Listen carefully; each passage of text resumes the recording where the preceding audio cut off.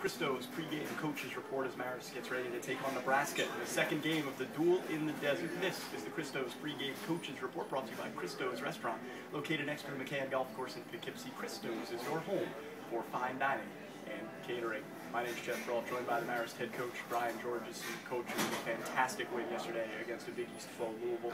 Led the Cardinals wire to wire and got what is going to be a signature win for this program, not only this year, but a number of years to come. It really was. The kids put it all together. We come up with a list of goals that we'd like to have happen each game and keys to victory. We met all of them.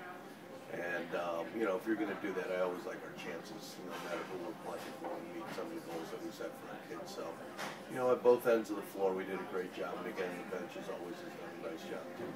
Obviously, getting the W is most important, but how important was yesterday's win in terms of creating some buzz on the national scale? ESPN had a couple of reporters in to watch the game. They were tweeting about it afterwards. Does a win like that give the team more credibility in the national spotlight? Well, you hope, but it's really not about the national spotlight for us. Ours is just about getting better, playing against good people, learning about ourselves. Because really, when it comes down to it, in the MAC conference, that's what it's all about. And, we're just trying to put a good resume together in case if we don't win the championship and tournament in the MAC, hopefully our resume is good enough where we could still get in. The Louisville win was the team's second against Big East competition. It's the first time in school history that Marist has defeated two Big East teams in the same season. I know over the past couple of years we've talked at length about how you feel at times your team plays better against better competition. Do you think that's the case with this year's group?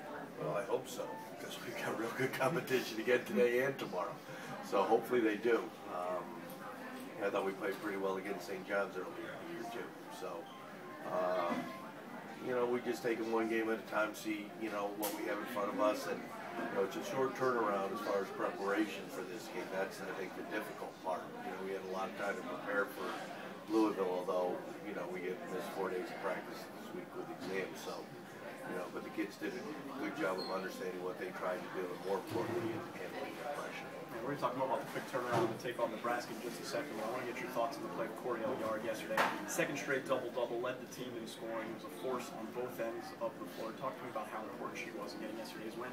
Oh, she was very important. Like I said, the only one that ever beats Coriel is Coriel. And sometimes, the key for her was getting off to a good start. She got off to a good start, and that just kind of propelled us. Everybody else, chipped in and, it helped bring everybody else. But I think her opening up in that three to start the game was huge. Talked about the quick turnaround the second ago. Nebraska lost yesterday to Houston in the second game. Of course, Marist defeated Louisville. Neither team has a lot of time to prepare for each other. Does that favor either side in this matchup?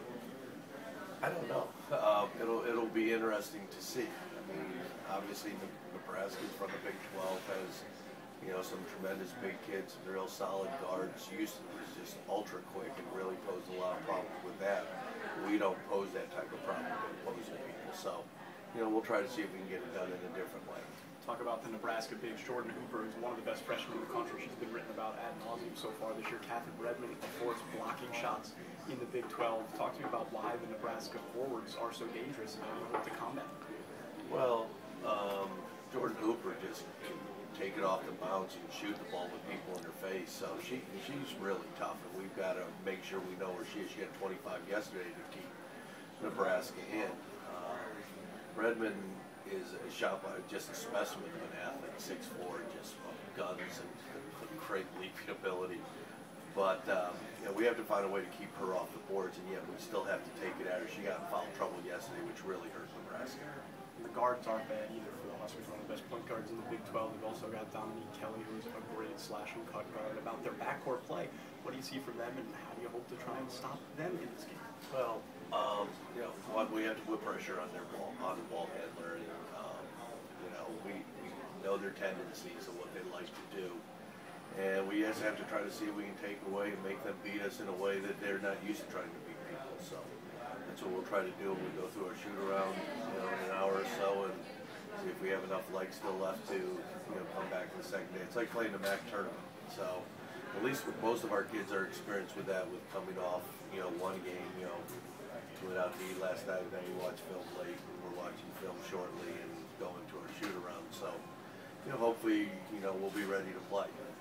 Marist Red Foxes taking on the Nebraska Cornhuskers in the second round of the Duel in the Desert this afternoon. Coach, thank you for the time, and good luck getting another signature win today against the Huskers. Let's hope so, Geoff.